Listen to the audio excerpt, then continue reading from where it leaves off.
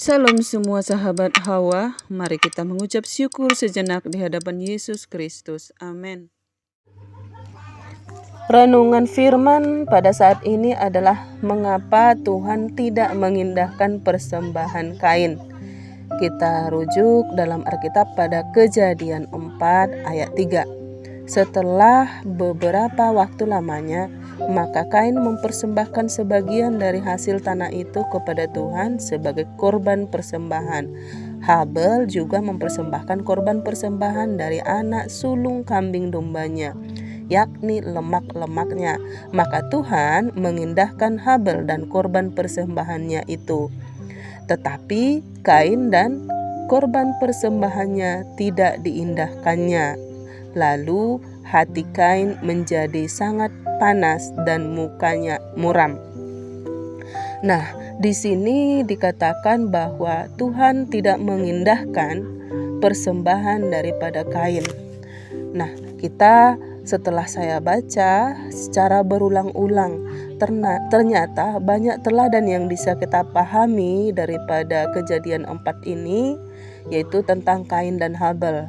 Nah, yang pertama adalah bahwa perjanjian lama ini adalah merupakan suatu bayang-bayang kepada Kristus atau persembahan anak sulung Allah yang kudus, yaitu Yesus Kristus, yaitu pada penggenapan perjanjian baru, yaitu Injil. Nah, itu yang pertama saya pahami. Kemudian yang saya pahami yang kedua adalah bahwa di sini ternyata kita lihat lagi di firman Tuhan Ibrani 11 ayat 4. Karena iman, Habel telah mempersembahkan kepada Allah korban yang lebih baik daripada korban Kain. Nah, jadi di sini Habel adalah orang yang beriman. Habel mempersembahkan kepada Allah korban yang lebih baik daripada korban Kain. Nah, dikatakan di sini adalah bahwa Habel itu mempersembahkan yang terbaik kepada Tuhan sehingga Tuhan mengindahkannya. Kemudian Habel di sini adalah juga dikatakan orang yang beriman, orang yang percaya kepada Tuhan, orang yang kesehariannya baik dan punya iman sehingga apapun yang dipersembahkan kepada Tuhan dengan mempersembahkan yang terbaik maka Tuhan indahkan.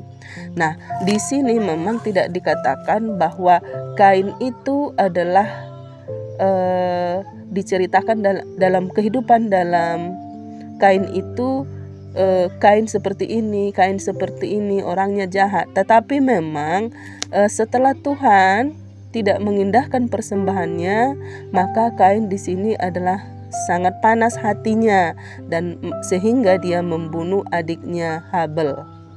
Nah, seperti itu. Tetapi kita merujuk lagi kepada firman Tuhan saat ini, karena ketika kita mempersembahkan yang terbaik kepada Tuhan dengan beriman kepada Tuhan, maka Tuhan akan mengindahkannya seperti itu.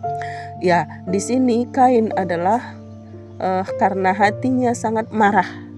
Walaupun sebelumnya di sini tidak dikatakan kejahatan atau kejelekan ke Kain, tetapi Tuhan paham, Tuhan tahu betul, Tuhan tahu isi hati manusia itu, apakah dia mempersembahkan hanya kepura-puraan, apakah dia mempersembahkan dengan hati yang tulus dan ikhlas, apakah dia mempersembahkan seutuhnya, itu semuanya kepada Tuhan. Bukan berarti Tuhan tidak menerima persembahan dari hasil tani daripada si Kain.